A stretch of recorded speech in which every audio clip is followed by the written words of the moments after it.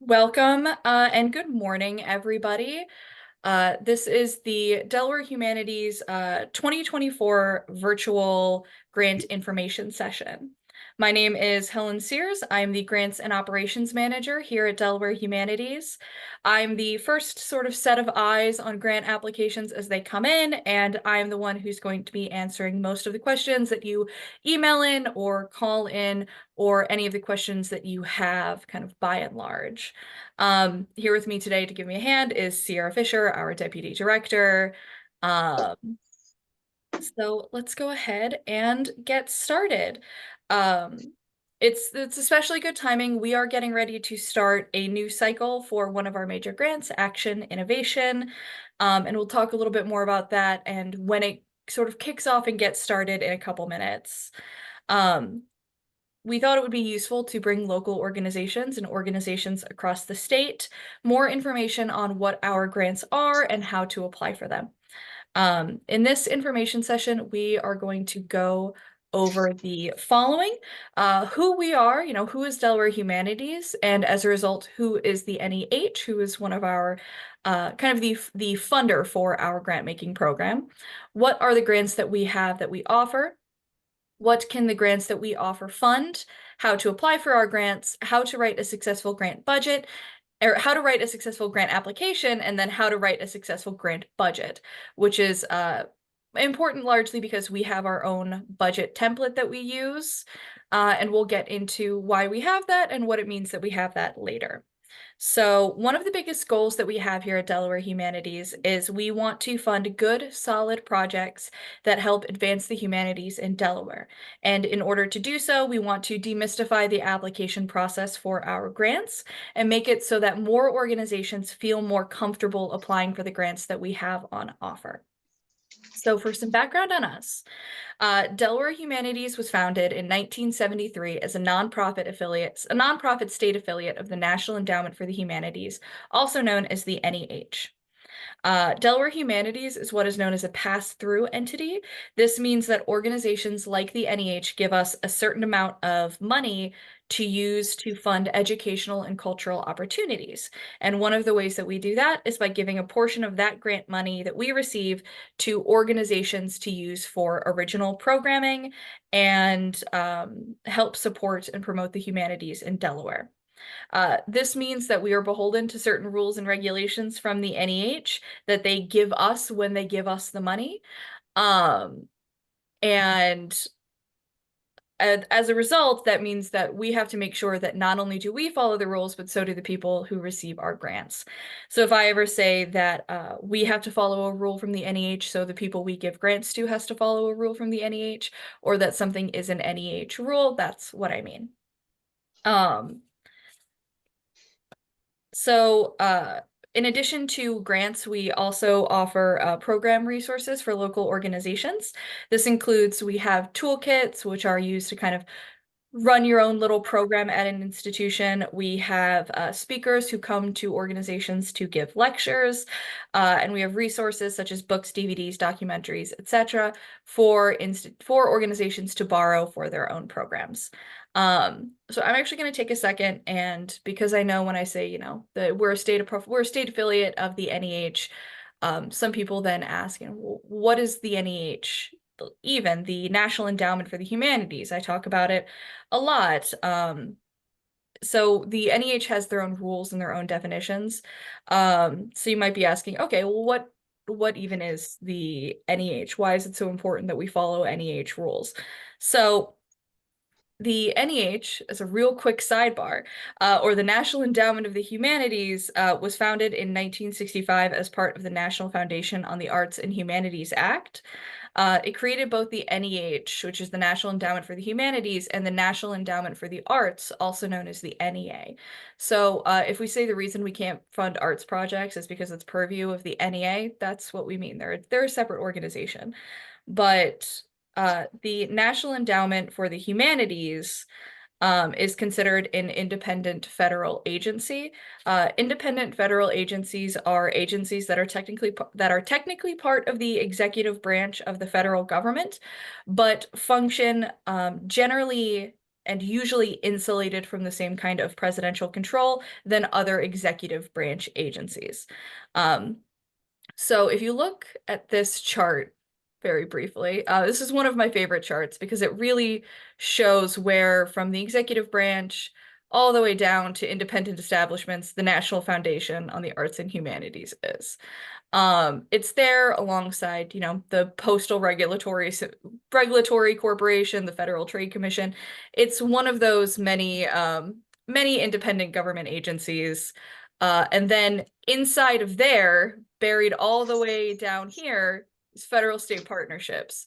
And in federal state partnerships, that's where Delaware Humanities is.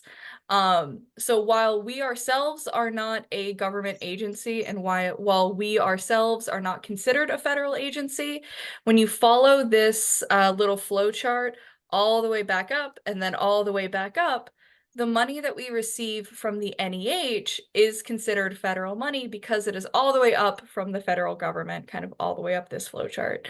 I truly love this flow chart. It's one of my favorite things. So the NEH funds, using this federal money, they fund cultural institutions and a lot of state humanities organizations like Delaware Humanities. So they give us this funding that we use to fund other organizations and that we use to fund other projects through our grant making.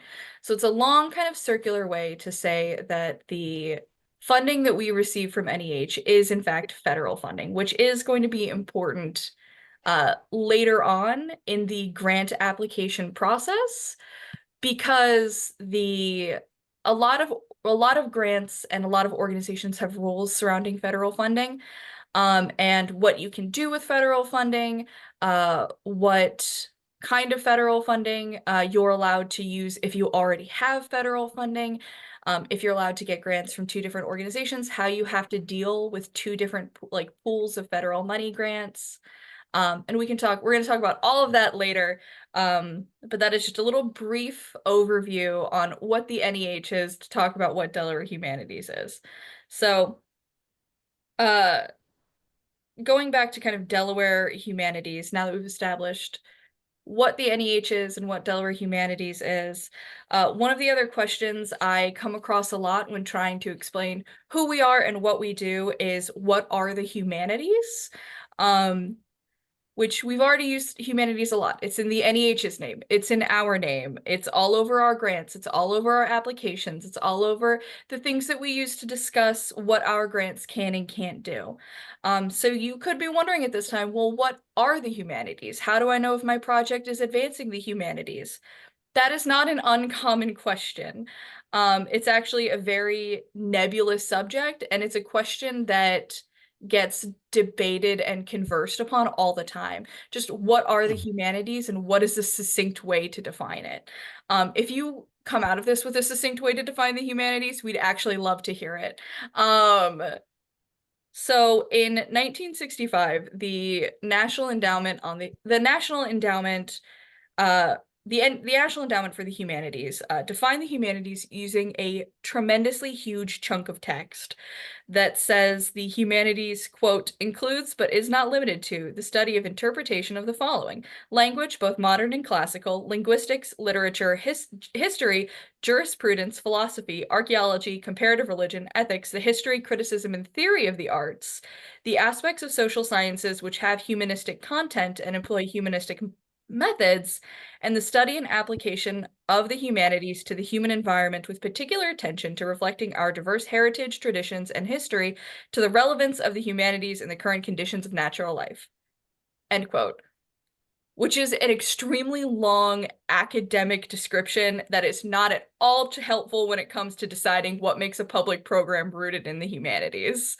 So to combat that and to make it more accessible for organizations, Delaware Humanities defines it as something that helps us understand human history, culture, communities, and beliefs.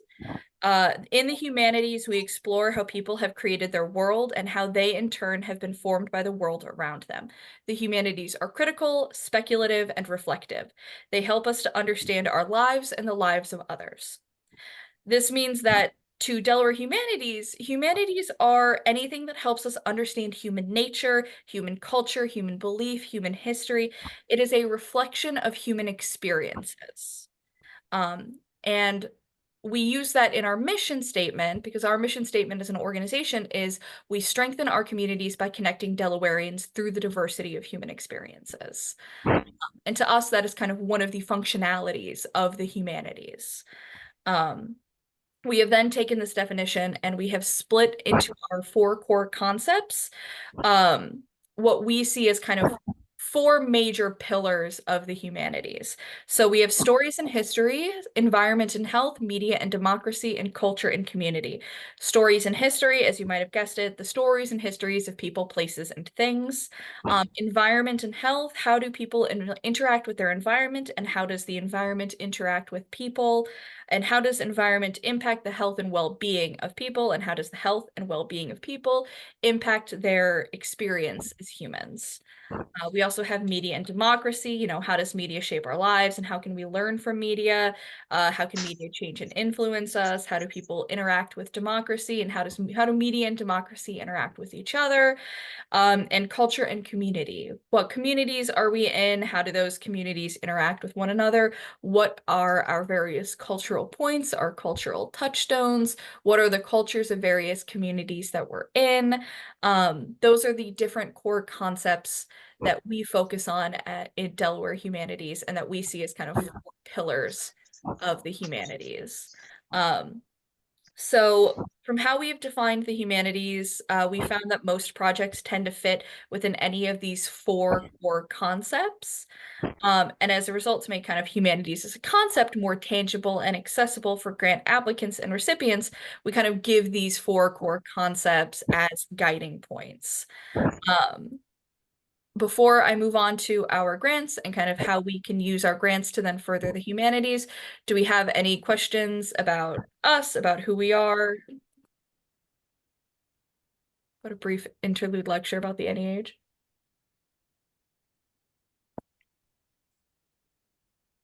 All right.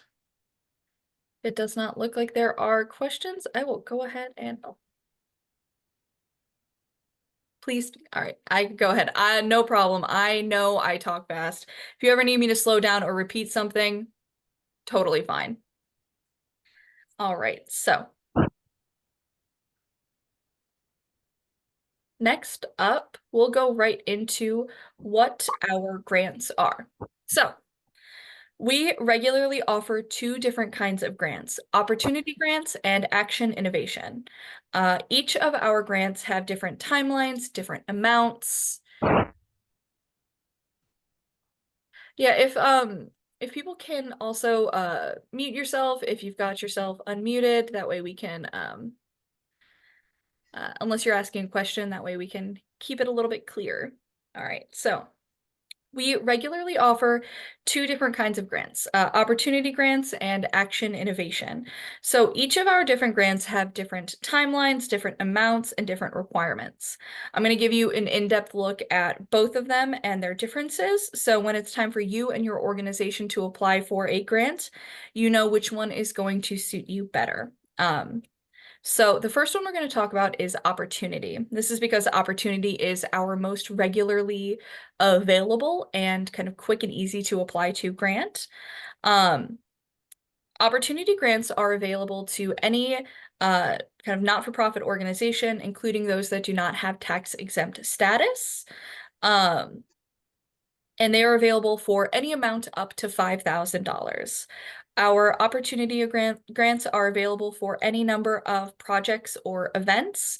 And in the past, we have approved applications for digitization efforts like digitizing newspapers, collections, letters, etc. We've approved opportunity grants for lectures, for symposiums, for opening day events for opening days for larger scale events, or for single day or weekend long humanities-based programs. We also accept applications for planning stages for larger, more ambitious projects. So if you have a big long-term event planned out in a year's time, And in order to get through the planning stage and to get through some early stages, you need a grant of $5,000 to start the process. That is something that you can apply for an opportunity grant to begin and to accomplish. We review the applications for these grants on a monthly basis. Let me go ahead. There we go. We review applications for these grants on a monthly basis, notifying awardees the month after they have applied, with the duration of the grant then starting the month following. So to help make this a little bit more tangible for you, I have a little timeline that I'm going to go over. So the duration of the grant, which is called the period of performance, is uh, is the time during which grant funds can be used and the time during which the projects or events that you're funding must occur. So for opportunity grants, that is 6 months. And that is not 6 months after the application, that is 6 months after you are awarded the grant. So looking at this timeline, say you have an event, a hypothetical event that starts in February. So it would have started this month.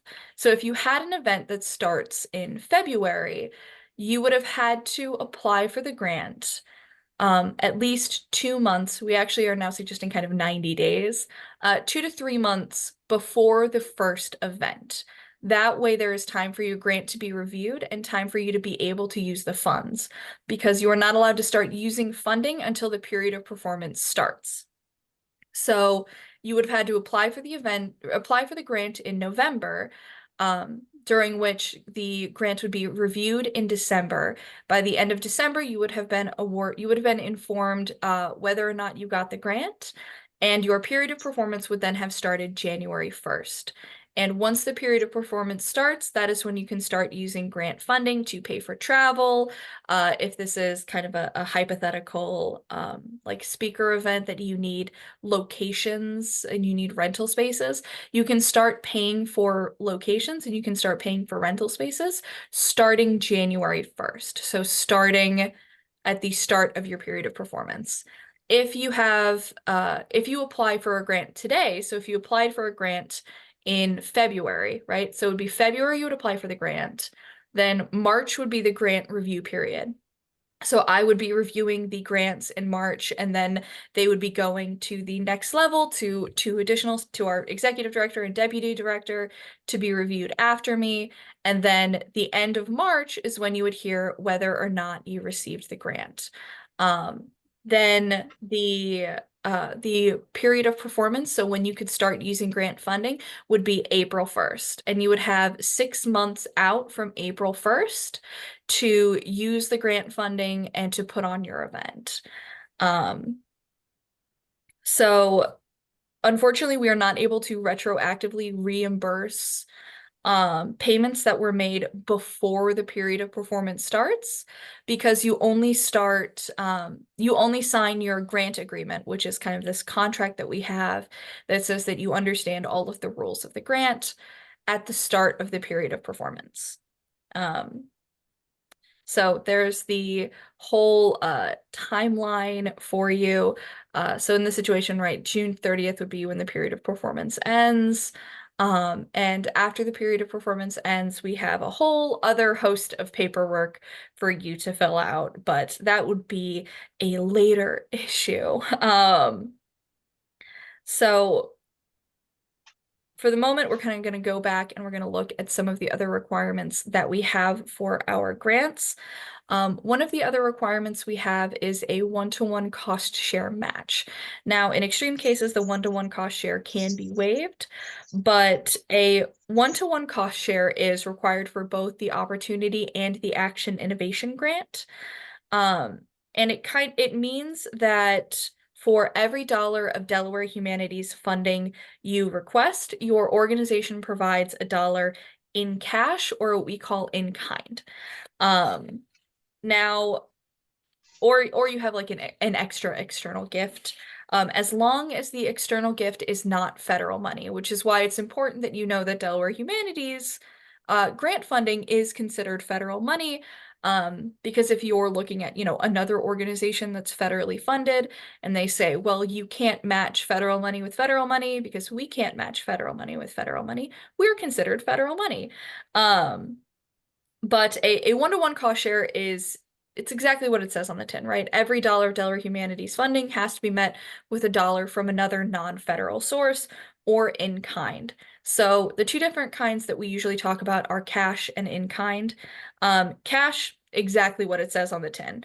It's the actual capital payment. If a rental space costs $2,000, you can pay $1,000 of it with grant funding and pay the other $1,000 with either, money from the organization or money from other external gifts. Um, but it would have to be the other $1,000 in actual capital. Now, some of the things that I like to point out if you're worried about meeting these cost share matches is things like your staff. If your staff are paid, they do count as cash for the cost share. So if you're going to be paying staff to be at your event, the amount that they are paid for the time that they are spent at the event is considered part of your cost share. It's considered the cash.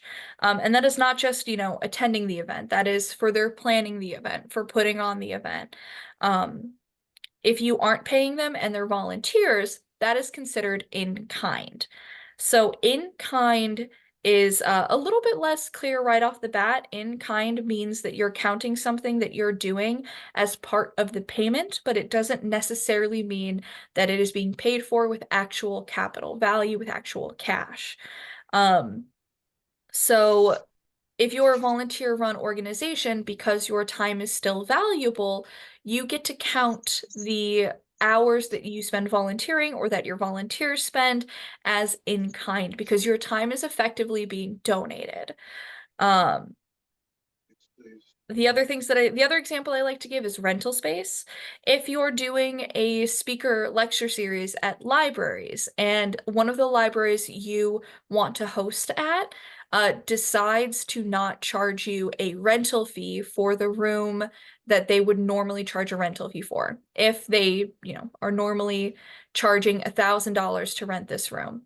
Um, and they've decided to waive the fee, that $1,000 gets counted as part of your cost share as an in-kind donation, essentially, because they are foregoing the money that they could have made on that space to give it to you for free. And the same goes if you are the host organization and you are hosting an event in a space you would normally charge money for.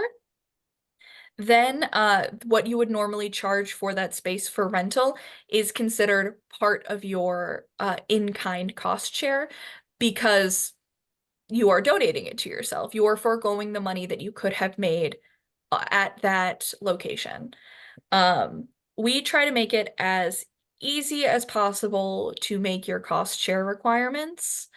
And it's important to know that the reason that we have a cost share requirement for organizations is because we have a cost share requirement with NEH. So when NEH gives us the money, every dollar of NEH money that we give out and we use, we have to make up in cost share. Much like every dollar that you would request from us, you have to meet in cost share. We have to meet in cost share to the NEH. But the way that we do it, because we're a pass-through entity, is we count the cost share that you give us for your organization. So your cost share is kind of collected into a giant pool of cost share that we use to match to the NEH. So it is very important to us that you are able to meet this one-to-one cost share match because that is how we make our match to the NEH. And we have to make our match to the NEH to request money next year when we're able to request money again, so that we can keep doing these grants and keep making these grants. So I know that is a lot of information. Are there any questions about opportunity grants? We're going to be looking at the actual opportunity grant application kind of towards the end of this after these little overviews. Um, So if there's no question, I'll move on to the Action Innovation Grants and talk a little bit more about that. And the usage of office space or equipment count as cost share. So we don't usually have like the office space because cost share can only be counted as things that we can fund. Um, Not for an event, but if we used funds to hire a worker. So unfortunately, uh, because we're only allowed to fund certain things, and the cost share, we can only take cost share for things that we can fund, essentially. So if you were trying to meet cost share with something that we couldn't fund ourselves, it wouldn't count. And we're not able to fund office space because it is considered a like operational cost, and we can't fund operational costs. Um, so unfortunately, you wouldn't be able to use an office space as a cost share match. But any kind of like rental spaces or things like that could be used. Or the staff time kind of, or like, uh, yeah, unfortunately, like office space wouldn't be. I was trying to think of a way to make something kind of similar work, but because we can't fund capital expenses like that, unfortunately. Um, our marketing expenses. I'm glad it's helpful. Our marketing expenses a cost share item? They can be. So we can pay for marketing and advertising. So if you wanted to pay for marketing or advertising, or if you have a kind of marketing professional that wants to donate their time or wants to kind of, or a like a newspaper that wants to donate space, those are things that can be used as cost share. Or if you wanted to kind of pay, if you pay out of pocket for your own marketing and advertising expenses, those can be used as cost share because those are funds that we are able to cover. What? Any more questions on cost share? I know it's always a very like kind of like a confusing subject in terms of like what does or doesn't count as cost share. Um, all right, cool. Don't worry. If you think of another question later, feel free to put it in the chat. Or I have a couple little additional spaces to pause and kind of see if anybody has any questions. All right. So that's a quick overview of opportunity grants. So I'm going to flip on over here to Action Innovation Grants. Now, Action Innovation Grants are our larger regular grants that we offer. They are designed to be for fleshed out projects that are already kind of planned, um, already kind of in the works. They are for larger scale ambitions.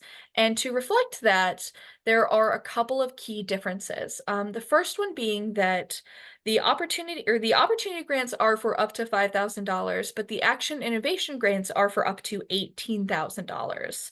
And they are only available to registered tax-exempt nonprofits. In order to check that, we do require when you apply for an ANI grant that you upload your organization's most recent 990 so we can confirm your nonprofit status. We do also accept screenshots of your 990N. I know some organizations don't have the income that requires them to file a 990 properly and just has to do the N, which is the postcard. Screenshots of that are totally fine. So for ANI grants, they're intended to be used for the execution of large, ambitious, and unique projects. They're intended for organizations that have already done the planning stages, that have already done the research stages and development, but are just looking for that final push into the execution phase. As a result, ANI grants have a much longer period of performance than opportunity grants, and they also have a different application system. So where the opportunity grants are reviewed on a monthly basis, ANI grants are awarded twice a year, once in the spring and once in the fall. And while Delaware Humanities staff reviews and evaluates opportunity grants, we employ a team of outside reviewers to review applications for ANI. and our final decision is made by the board of directors, a process that I'll get into in a second. Now, because of this, the application process for A&I is also a little bit different than opportunity grants.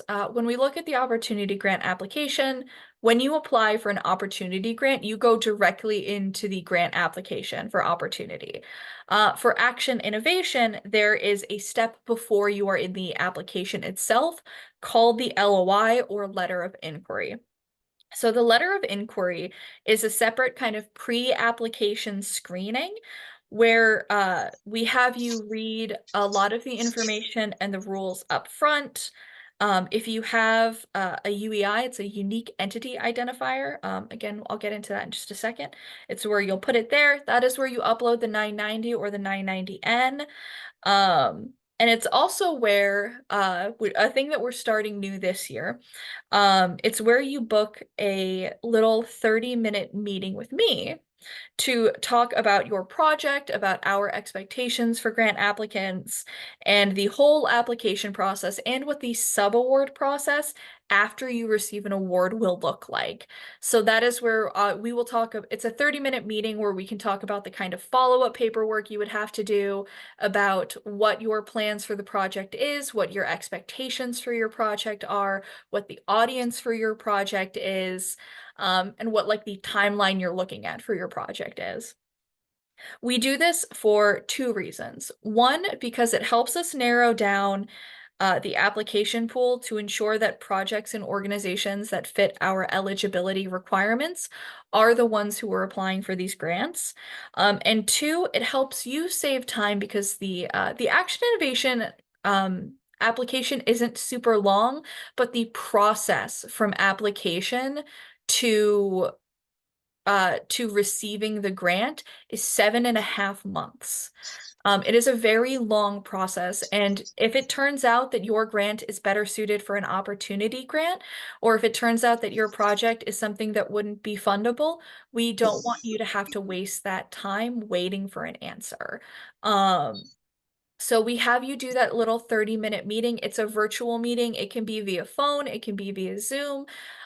Regardless, it is a 30-minute conversation to make sure that your grant is something that can be funded with an Action Innovation grant. And if it isn't something that can be funded with an Action Innovation grant, if we can help you with an opportunity grant, or if we can help you apply to any other organizations that might be better suited for your project. So that is kind of, it helps both of us make sure kind of what is expected and what can be done. You can apply, we had a question, can you apply for both? So you can apply for both an Action Innovation and an opportunity grant. You cannot apply for them for the same project. Though if you apply for an A&I grant and we go to that we have that conversation, and it turns out, you know, it's better suited for an opportunity grant, then you can apply for an opportunity grant for that project. Your organization is also allowed to have one Action Innovation and one opportunity grant open at the same time. So if you're in the process of kind of doing your project for an A&I grant, and you're like, wow, it would be really nice to have this, to host this lecture at our organization, you can apply for an opportunity grant to do so. And it doesn't like detract at all from any of your other, from your like A&I grant, or if you have an A&I grant application that is currently being reviewed and you still want to apply for an opportunity grant for a different project, you are more than welcome to do that. The only thing is we do not allow you to have two Action Innovation or two opportunity grants open at the same time. So if you finish that lecture series, if say your lecture, if you're hosting a lecture and the lecture is is 3 months into the period of performance, the 6-month period of performance of an opportunity grant, you will have those last 3 months plus 90 more days to fill out all of your paperwork and close out your grant. If you want to fill out the paperwork early, your grant can close early. If the event is done and you fill out the paperwork, we can close out your grant. We can be done with it. We can say, all right, that grant is closed. And after that grant is closed, you can apply for another opportunity grant. So that basically means that if you want to do all your paperwork early, number one, great, you make my job a lot easier. And I'm sure it's your job a lot easier too. There's nothing worse than trying to fill out paperwork 6 months after an event is over, and trying to remember what happened. But you can also then apply for another grant a little bit earlier and a little bit faster. So that's kind of a little more, it's more information than you asked for, but it's important information nonetheless. So back to kind of the ANI and the ANI grant. Um, so the reason that this process is so long, as you can see, we have a month for the LOI being open. That's a month for all of these conversations to happen. That is a month before I make those final assessments as to who gets invited to go through the full application process, which is to fill out the full application. Um, and as you can notice, why we're having this right now is the LOI for our fall grants opens next month. It opens March 15th, exactly a month from today, and it will be open until May 15th. So you will have a full month from March to May to fill out the LOI, which, like I said, it's just what is your project name? It's what is your project name? Do you have a UEI, which again we'll get to in just a second, to upload your 990, and then to book a time slot through my booking page to meet with me for 30 minutes to talk about what your project is. Um, After that, the applicants who kind of meet our criteria and who should be applying through the full grant application system will be invited to apply. And you have about a month to fill out that application. It's from May 30th to July 24th. You'll be able to fill out the full application. And then from August to September is when we have our review period. So that is when I do the first review, which is called the risk assessment. And during that time period, I'll usually come back to you with questions if I have, questions that I would like to be clarified on your application. I might have you, change things if I think that maybe it's a little bit confusing for when it goes to the next step. That is also when we have our external reviewer team look at applications and fill out a form.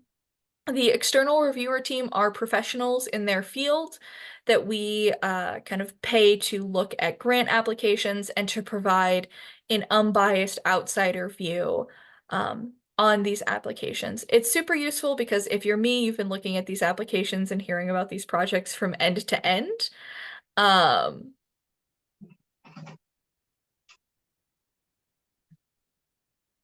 you are correct. That is actually a typo. It should say November. That is my mistake. Um, you're right. I'll get into the example in a minute, but you're right. That is a typo. It should say November. Um, I know the order of my months. In reality, I was updating it from a last one. Thank you for pointing that out. So the review period would be through September. The once the external reviewers meet and discuss the grants, I take the report from myself and from the external reviewers, and it goes to a certain committee of board members called the Program and Grants Committee. They vote on what they think should be funded, and then we take all of their votes and we bring it to the full board of directors who votes on whether or not they should be funded at our October board meeting. And then at the end of October is when I let people know whether or not they have received Action Innovation grants. And then, as it should say, November, not September, November 1st is when the period of performance would begin. So then you would have from November 1st of 2024 to October 31st, 2025, for the period of performance to end. So you have a full calendar year for this project to take place and to use Delaware Humanities funding. But as you can see before that, it's 7.5 months through the application process. That is in part why the Action Innovation Grants are intended for fleshed out projects that have already been planned and have already been researched, because the earliest or the latest that I'm going to be asking you questions about what your project is going to be, it's going to be 6.5 to 7.5 months before you're allowed to even start using this funding. So as you can tell, it's a substantially different timeline, but that is because it is for, kind of more than 3 times the maximum amount of money that opportunity grants are for. So the Action Innovation grants are used for usually like larger symposiums, larger digitization projects, larger documentaries, like kind of like large scale events that usually require a lot more funding. So I'm going to kind of once again kind of take a second here and see if there's any questions on the Action Innovation grant specifically.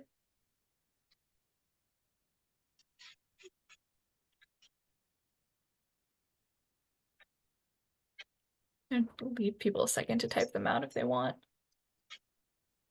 And drink some of my coffee.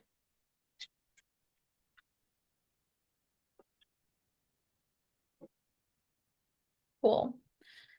If you're still typing, keep typing. I will answer it, of course. All right, so there we go. See? It could be a large scale program. So if you're looking at funding kind of a program, if it's like an educational program or if it's a program within your organization, it depends on the details of the program, what costs within it would be fundable. And it kind of depends sort of on the details of the program. But generally speaking, yes, it can be programs. It can absolutely be programs. But thank you. That is a good question. So, and if you want, at the end of this, I will have my email address and my contact information up, and we can talk more about details about the program that you're thinking of too, to see what kind of details in there might be fundable. So the next question is kind of, okay, so those are our 2 major grants. What kind of projects can they be used for, right? What kind of projects can you use Delaware Humanities funding? So we fund, as I said earlier, projects for not-for-profit organizations. So the groups that are eligible to receive funding from Delaware Humanities includes K through 12 schools, universities, and colleges, museums, historical societies, libraries, state and local government agencies, and this is the big catch-all, is nonprofit groups. So if you are a professional or social organization, if you are a community group, if you are a religious group, if you are any kind of not-for-profit group, or kind of established group, you can receive funding from Delaware Humanities grants. If you worry that your organization is too small to receive a grant, please know that there is no such thing as an organization that is too small for Delaware Humanities to fund. We love funding small local organizations. We love funding small local groups. We love receiving applications from small organizations. As long as you are a group, kind of one of these types of groups, it doesn't matter if you have 1 paid employee. It doesn't matter if you're entirely volunteer run, you have no paid employees, or if you're primarily run by like 1 person and a bunch of part-time volunteers. As long as you have a project that is fundable and you are kind of yourself an organization, we can talk about the kind of funding that you need, and we can talk about what we can do to help your projects. We see our opportunity grants specifically as being something that smaller organizations can apply to, especially ones that have never applied to a grant before. We love being the stepping stool that organizations use as their first time applying for grants, as the first grants that they receive. to help build confidence in applying for grants from other locations. Um, we love funding our local community. We love funding Delaware organizations, no matter how big or small. Um, Especially with the opportunity grants. Now, so if you are one of those organizations, the question is, well, what kind of projects can be funded? So I've given a few examples already, digitization efforts, symposiums, lectures, events. If it is a project that is rooted in the humanities that will have an impact on local Delawareans and further promote the humanities in Delaware, it is something that we can consider funding. That is kind of the long and short of it is if it is a humanities-centered project. Come out to your site to discuss projects. We can talk about that. We can talk about that at kind of any point. I have in the past gone out to organizations to talk about projects and to meet face to face and in person. Um, there's a loud noise outside. Um, I can go and travel down to organizations to meet in person to talk about projects. That is something that I am comfortable doing and would be happy to do. I'd love to meet people kind of in the communities that they are working in, especially within the communities that they are going to be having an impact in.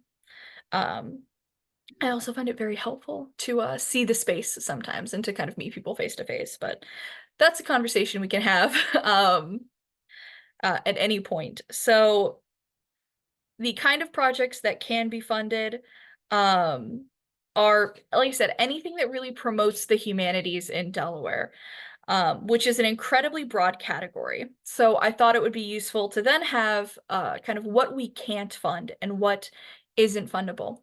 So like I said all the way at the beginning, right? Delaware Humanities is funded by the National Endowment for the Humanities, which is a sister organization of the National Endowment for the Arts. Those are streams that can't really cross very well, so we can't fund anything that is rooted in the arts, right? It's the purview of the National Endowment for the Arts. Um, yes, a link will be provided. Once this is done, the recording will be posted online. So anything that is rooted in the arts is something that is not fundable. So that is plays, creative writing, like creative writing, plays, productions, or like dances. We've occasionally had people request funding for like cultural displays that are very heavily rooted in music and dancing. And while those are beautiful and important pieces of a community and culture, they are considered kind of a production of the arts. Um, and we find that the line tends to get a little bit blurry between what is considered humanities and what is considered arts. So the way that we define it is humanities is the interpretation of the human experience or of human experiences. It is looking at how people interact with their culture, how they interact with art and with other people, and to help bridge the divide between people and help them become well-informed citizens. Art is the expression of human experiences. Art is important and it's informative, but it is about the creation and expression of a lot of these same topics, but through a different format. Um, the creation of creative art is unfortunately like where we draw the line in terms of things that we can or cannot fund. It includes programs and projects like I said, writing workshops, short films, autobiographies, um, even if they are kind of, humanities centric in a way, if it involves the creation of creative arts, it is unfortunately not something we can fund. Um, and even within projects that are at their core fundable projects, there are costs within projects that are sometimes not fundable. So within projects that we can fund, the costs that we can fund can get very specific. It's why we have a separate budget that we have people fill out for our grant applications.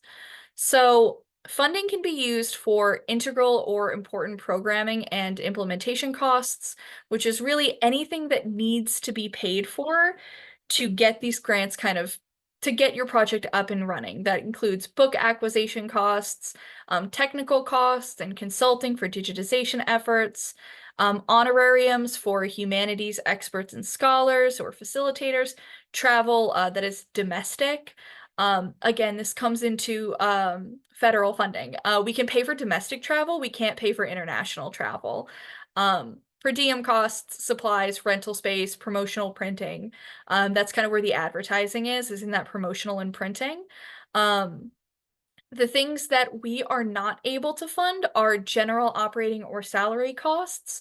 So we can't fund your staff if it is a kind of a general staff cost. If you are hiring a researcher, that is considered like humanities experts or scholars, so long as that person is only working on this project and is effectively a contractor who is working specifically on that project.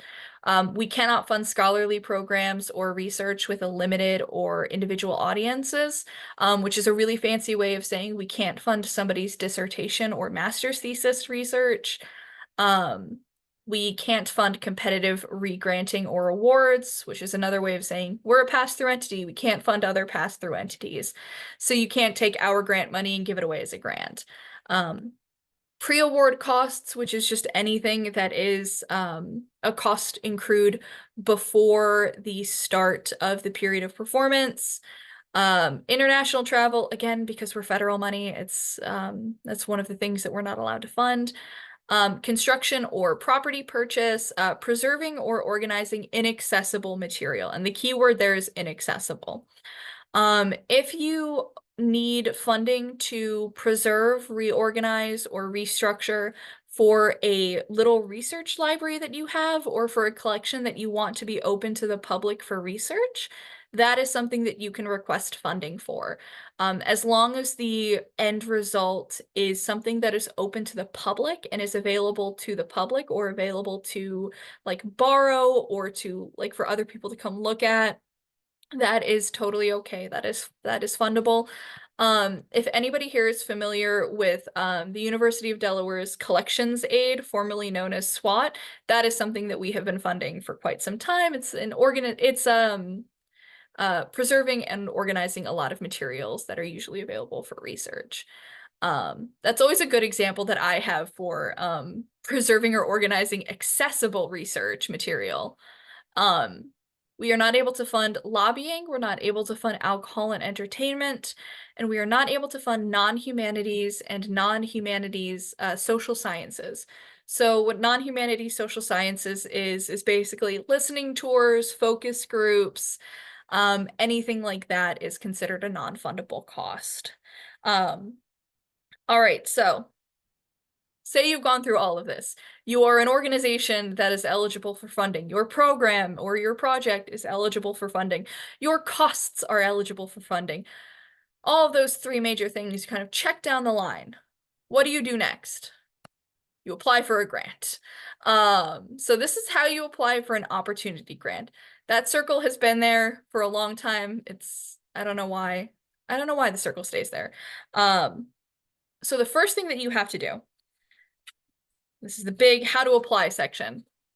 So the thing that we require all of our grantees to have, and I've mentioned this a couple times and I've said we'll talk about it soon. We have now reached soon. This is where I'm going to talk about it. So we require all of our grantees to have a unique entity identifier, also known as a UEI, that we can look up on sam.gov, which is a website.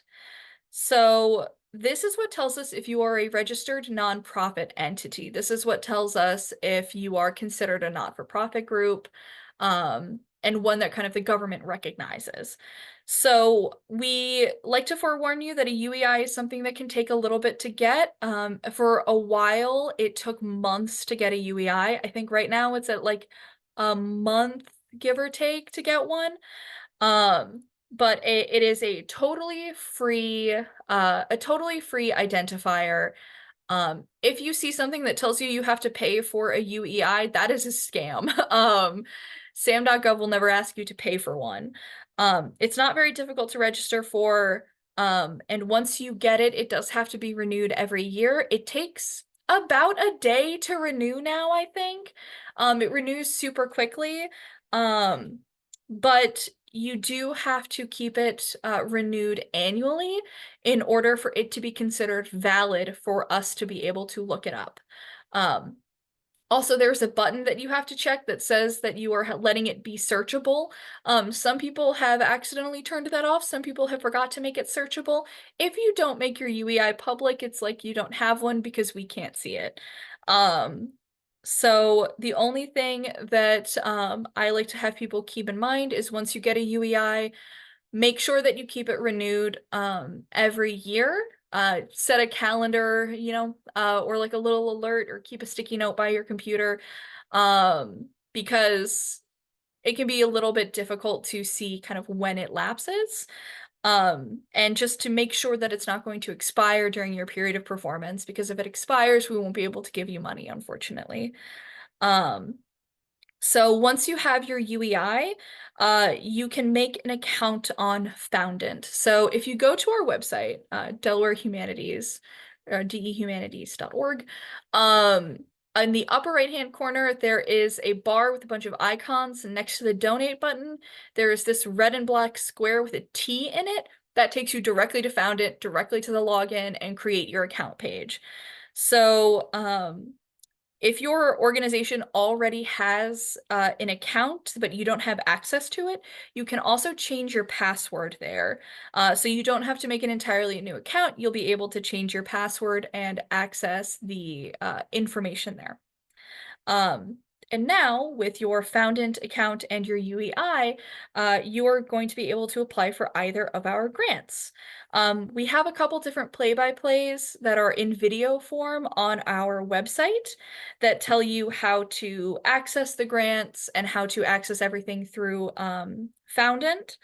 So we're not going to go over that. We're going to go right into, I'm going to stop sharing for a second so that I can share the correct document, which is going to be this, which is our opportunity application. As you can see at the top, FY22 Opportunity Subaward.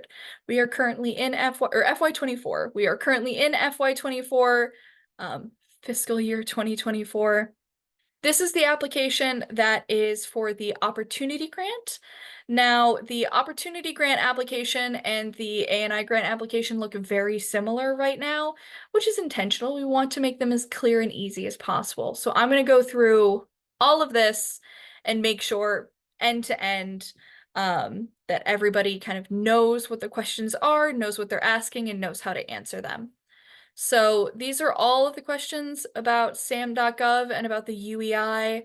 So these are just what I just went over. Please make sure it's double checking that you know kind of what's going on with the UEI. How many awards do we usually, how many grants do we award annually? So we normally, so last year we awarded, I believe it was 15 opportunity grants and 14 action innovation grants, which is pretty kind of typical numbers, I would say. We don't really have like a hard cap. We don't say we have to, or we can only do X amount a month. We do have a budget for our grant making, but kind of until we hit that, it is just how many grants we give out. So the first question that is outside of the sam.gov stuff is, does your organization have no paid staff / is volunteer run? This goes back to kind of the, we love supporting small organizations, that this is their first grant application. This is their first time applying for a grant. Are you volunteer run or do you have paid staff? And then we have a section for you to put your annual budget in. Next is the project title. Just always be warned when you're filling out the project title. This is the project title that's going to show up in all of your grant paperwork. So make sure it's at least the most complete title that you have. And the next, and this is the first question that is what we really turn to and what we really look at when we are seeing what your project is and what your project does. The project abstract is a quick 100 words or less what is your project? This is your elevator pitch. It's the first place where you're going to try to catch the reader's attention, catch my attention. A short description like you would use for a press release. So we want to know kind of three things with this. Number one, what is your project? Number two, what is the humanities content? So what about the project makes it rooted in the humanities? What are the activities you're going to be doing, and what are the objectives? So what are your goals? What do you hope to kind of get out of this project? And to please include any partner programs in their roles. We love encouraging partner programs. We love encouraging organizations to partner up. If two organizations are planning on doing something similar, we love when they help one another and when they co-host events like this, or programs or projects. We love encouraging partnership. The amount requested goes here, like I said, for opportunity grants. It's for up to $5,000. So this is when you would enter just how much money you are hoping to receive. Like I said, every amount that you request does have to be met with a one-to-one cost share. Next is the project completion date. So this is just what is the last day of your project? How long is your project going to be? This is to make sure that it falls within those 6 months of the period of performance. It's also, if it is a singular event, we have like date of event and number of events here. We love putting your events on our calendar so that we can help publicize them for you. This is also how we determine when your paperwork is due. So if your project finishes in the middle of your period of performance, we can avoid having your paperwork due 6 months after your event by making it so it's due, 30 days after your event, or 60 days or 90 days after your event. This question, will admission be charged? It is not a like make or break question. We do prefer that your events be free, because they're, being funded by us. So we do prefer events to not have admission charged, but it is not a make or break. We just want to know, we'll have follow-up questions about why admission's being charged, and if there is like a large amount that's being charged, we'd like to know why, you're requesting funding for it. To cover Diane's question, if a grant is approved, is the amount requested given? So that honestly depends on what your budget is. We normally give out the full amount that is requested, but if you request, say you request $5,000 and $1,000 of it is requested for something that we can't fund, we will give you the $4,000 that is for things that we can fund. That's usually how it goes. Project location. This is just if it's not being hosted at your organization, where is it? This is again because we love to publicize your events and we would hate to tell people on our website to go to the wrong spot. County, this is where the project takes place. Like I said at the beginning of this, we are trying to spread out across all of Delaware and to make sure that we are reaching communities that we haven't reached before and reaching communities that are historically been underserved by the organization. So we want to know what county this is taking place in so that we can ensure that we are serving all of Delaware. This is just where you select those 4 core themes that I talked about earlier. This is where you go through and you check which one is going to be most aligns with what you are seeking funding for. So this is where we get into the nitty-gritty of your project and what the details and activities are. So what is the month-by-month timeline for the project? This is where we want to know, how long have you been planning this project? How long have you been contacting people? When are you going to be contacting like panelists if you're doing a panel? When are you going to be publicizing your events? These activities can take place outside of the period of performance, but the things that we are funding have to occur within the period of performance. This is just where we get a quick overview of how long have you been planning this project? What are you planning on doing? When are you doing it? Um, just making sure that it seems like it is a timeline that is also effective for the amount of work that you want to do, right? If you're saying that you want to do 100-person, like 150 people to come to a symposium, and you plan on publicizing it 2 weeks before the symposium, we might say that seems a little bit like it's a tight timeline. So it's just where we like to get a quick little glance at your project details. The project humanities content, this is another big question that we kind of look back to when we're looking at applications. So for the activities that are going to be funded by this subaward, so the activities that we are actually going to be funding ourselves, um, how do they align with the humanities? How do they align with the mission statement of Delaware Humanities? Um, so the actual activities that you want Delaware Humanities to fund, this is where you put them and you sort of explain more in depth what those activities are and how do those activities help advance the humanities in Delaware. Um, and why is there a need for this project and why is there a need for these activities? So how do they advance the humanities and why is there a need for them? What gap are they filling? What niche are they filling? This is where you kind of prove your project's connection to the humanities and to our mission statement. The next question is project objectives and evaluation. So of all of the activities and all of the programmatic events that you say you're doing, um, what are your goals? So, okay, you're doing this event, you're doing this program, you're doing this project. What do you want to happen as a result? What do you hope people get out of attending your program or coming to your project? Or what do you hope, if it's a digitization effort, what do you hope people will get out of seeing your collection digitized? It's what impact do you want to have on your community? And then leads into the next question. What is your audience? So Delaware Humanities, while we want to reach like marginalized, like physical areas, we also are trying to reach marginalized communities and historically underserved communities.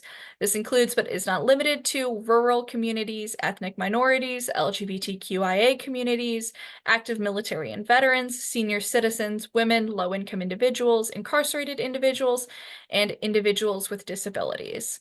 So these are groups that we hope to reach, and in really competitive cycles that we tend to favor projects that are serving historically underserved groups. So this is where you put kind of who your audience is, A, and B, how do you plan to attract that audience? How do you plan to pull them in and make sure that they attend your event or your program or your project? Because having a great, fantastic project is one thing. It's also a question of how do you get people in the door? Um, and speaking of how do you get people in the door, how many people are showing up is the next question, your expected audience. Um, Next, we have the humanities experts. So we require each of our programs to have a humanities expert involved in the planning and or presentation of a project. So a humanities expert is by no means a necessarily has to be a professor or a teacher or somebody with a PhD or a big name author. A humanities expert to Delaware Humanities is somebody with a specialized education or experience within a humanities field.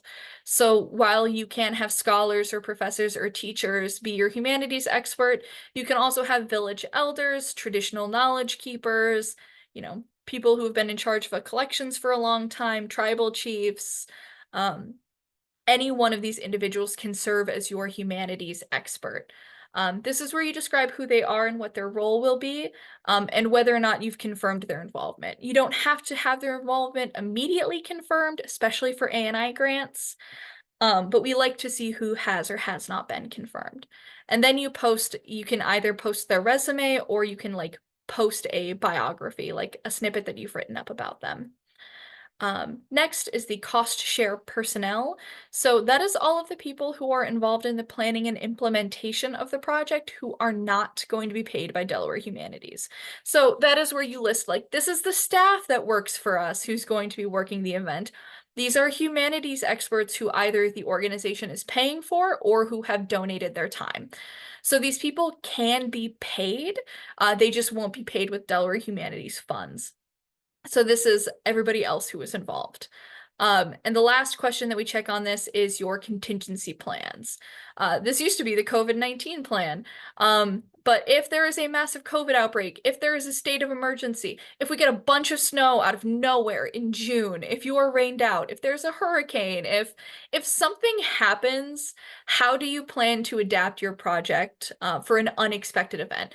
If your like executive director, if your project director quits in the middle of it, how do you plan on adapting to these? Do you plan on going online if there's closures? Do you plan on, do you have a contingency plan or a succession plan if you have to bring in new staff? What is your plan for moving on from that? So the last section on the opportunity grant is budget form and supporting documents. We're going to look at the budget in a minute, but we're going to look at the budget form in just a second. So this is where you list all of your matching funds. So because we have a one-to-one cost match, we'd like to know where your money is coming from for your grants. So is it from monetary gifts? Is it from in-kind contributions? Is it from opportunity, or is it from like your organization? Where's your matching funds coming from? This is a checklist. And next is external evaluators. So external evaluators for opportunity grants are only used if your organization is deemed high risk. High risk is a categorization that is given at the discretion of Delaware Humanities staff and reviewers. It may be made due to any number of the following circumstances.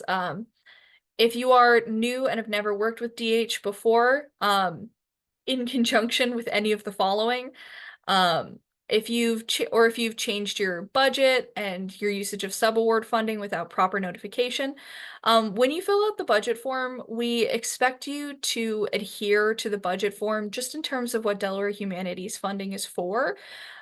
You are allowed to change it, but we do request that you notify members of the DH staff.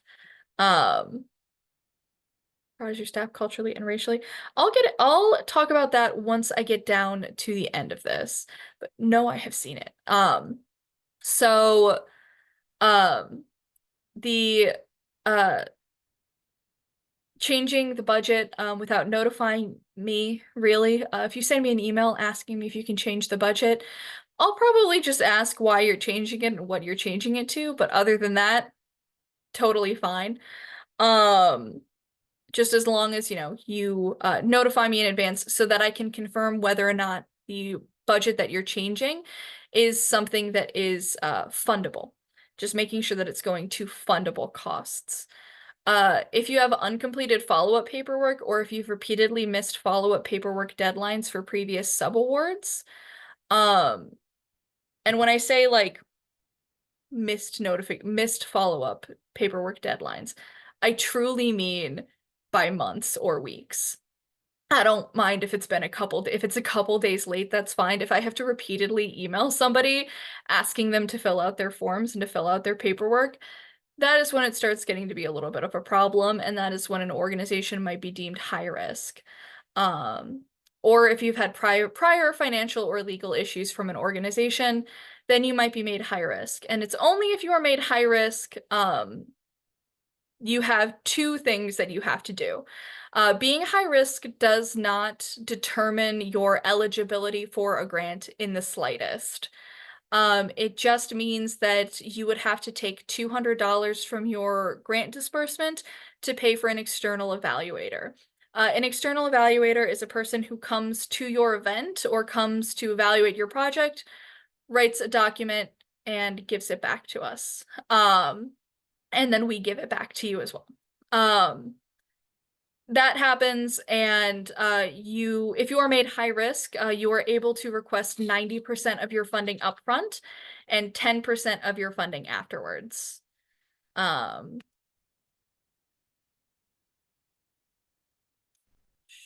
are we allowed to charge admission? Okay, so I'm gonna take a second. I'm gonna answer these questions. How broad is your staff culturally and racially? I will admit our staff, so we have 6 people on our staff. So we don't have a tremendously large staff. I would say it's not super broad, racially or culturally, to be honest. We have staff members from all over Delaware, though I would say most of our staff is probably from most of our staff has moved to Delaware from other places. It's not a tremendously broad staff. Um, are we allowed to charge an admission or fee if something is not covered by the humanities? Actually, so yes. So you're allowed to charge an admission fee no matter what. It's not make or break. We have had times when an organization charged a fee because they had a lecturer come in for like a breakfast and they like didn't have people pay to come see the lecturer, but if they wanted to partake like in the breakfast or to have food, they were charged like a ticketed fee for the food. Stuff like that's totally fine if you're using the funding to then cover stuff that isn't covered by the humanities. Um, that's stuff that we can talk about. Like, it gets really nitty gritty and it comes down to kind of a case by case basis in terms of what you're looking to have funded, and what the fee is, first of all, and second of all, what it is going to cover. And I believe NEH has a rule where if NEH funding is going to be used, um, at all for like a ticketed event or an event that has an entry fee, there has to be an opportunity for low income individuals to attend without paying the fee. Um, we have a question about the source of matching funds. Where do we select if we're using a labor cost share? So the source of matching funds, um, this is in-kind contributions. So if you're using specifically like volunteer time or staff time, I would select other and then, please describe in the box below that you are using volunteer time or you are using like labor time for the cost share. Um, does that answer your questions? Feel free to keep asking them. I'm about to go into it's the last section of this after the external evaluators is just your contact information so we can talk to you. Oops. Your contact information so we can talk to you. So this is a perfect time to ask questions before I show you the budget sheet. Why is it called a subaward? So that is actually it is a phrase, I guess a word that NEH kind of uses instead of grant. Um, I actually don't know why it's called a subaward. It is just another word that effectively means grant. I don't Do you want know. me to jump in on that one? Yeah, absolutely. So, as Helen mentioned before, we are a pass-through entity. So we get the award, and if we give then parts of the award to anyone else, that is then a sub-award. So Delaware Humanities got the award, and then to anyone we give it to, that is sub to that. See, that makes perfect sense.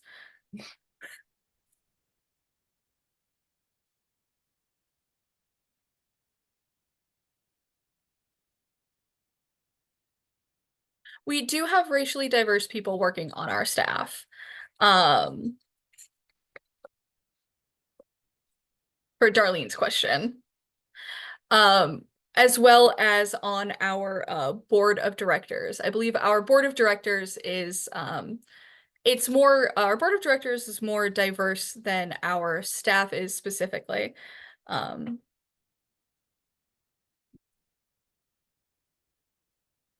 Any more questions before I show you guys the budget form? The thing we're all here for, the budget. You know, the most exciting thing. Might take my 7 minutes left to look at the budget. Um, and once again, changing screens. All right. So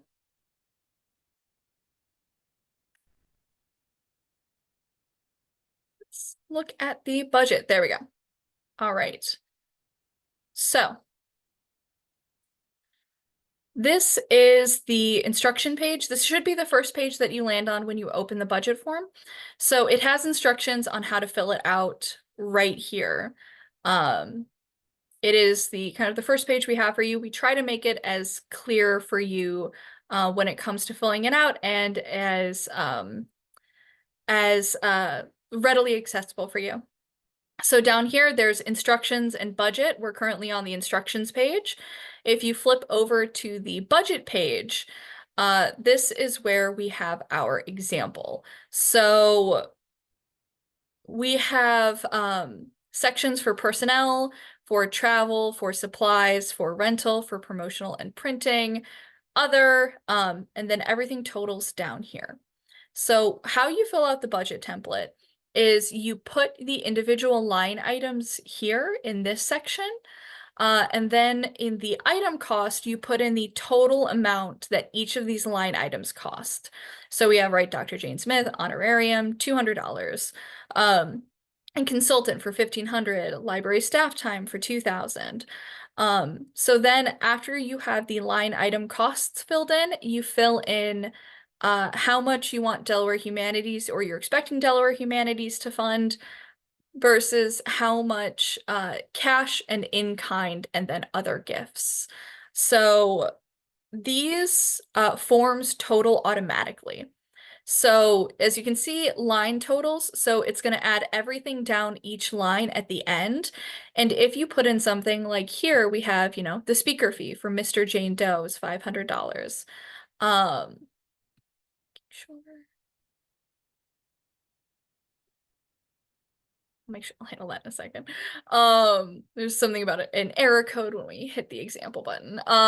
So the Mr. John Doe, the speaker fee, you know, we see it here, it costs $500 and it's expected that DH covers 300, and the cash for 100, which is 400. So if you see here at the end, because the amount listed for the source of funding doesn't match the amount that it costs, the section that it's in will turn yellow. That's how you know that something is off, that either not all of the funding is accounted for, or there might be like a typo or a misplaced number somewhere. We try to make it as clear as to you that things are not quite working. So then each section automatically totals all the way down here. We have the example, right? Like Mr. Jane Smith travel, the consultant travel, refreshments, non-alcoholic because we're not able to fund alcoholic drinks, you know, AV supplies, like a library room rental. Those are all, you know, fundable things. This is just a nice example. And if you go all the way down here at the bottom, it totals your total contributions. So Delaware Humanities, like up to 5,000. So that's 5,000. And then it totals everything in these two columns. So the cash and in kind, it totals everything here to equal your cost share. So this cost share number has to be either equal to or higher than this number here. And then if you charge admission, you put the amount expected in this box down here. So, you know, if you're asking for $5,000 to cover a huge event and you're like, we expect to take in $12,000 of admission, we will have questions for you. This is also like the promotional and printing section is also why the expected audience number and why your advertising is so important to us. Because if you expect 50 people to show up to your event and you plan on spending $2,000 on advertising. We will have questions as to why you expect so few people to attend if you're doing so much advertising. Because we have to make sure that not only are the costs fundable, but they are reasonable for your expectations. And then you sign here, the project director's signature and the date, just to make sure that everything is true, and all the attachments, including the cost share, are all documented. All right, so in our waning minutes here, that is the entire budget form from tip to toe. That is how it gets filled out.